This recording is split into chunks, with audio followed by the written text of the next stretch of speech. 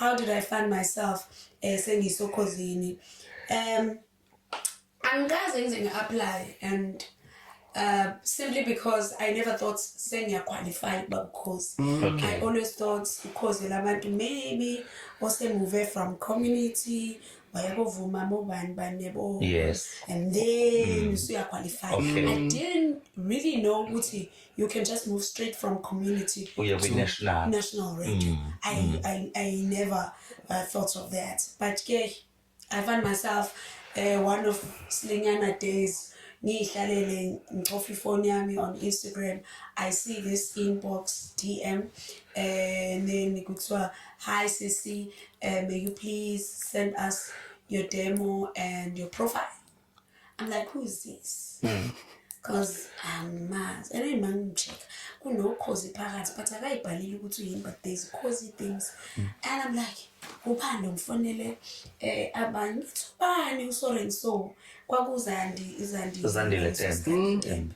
Hayi bathi hayi umphathi okozi ngithi umphathi hayi ngithole kanjani yabona ngicabanga into eningaze ngathi mina maybe ifake lento hayi bese ngithi okay sisi ngizokwenzela ngizokulethela ngiphendule i-DM ayibuye impendulo ithi okay angishiyela ne-email yakhe ukuthi ngizomthumelela lezi zinto la on this email, no number, no nothing, only email. Okay.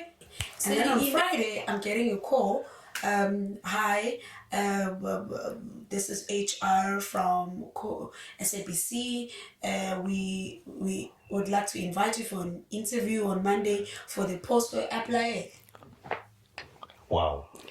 Yeah. Manje ngizothi angiyazi poster kulo post engi-apply ngizothi angazi ngathi okay mangivala ngithi okay anginayo inamba yalo muntu obengithenga ngimthumela. I can't even ask ukuthi what is the position for Monday shone khona ngiyazama ukwenza ama-research wami course yabo mangifika lapha hayi isikhali.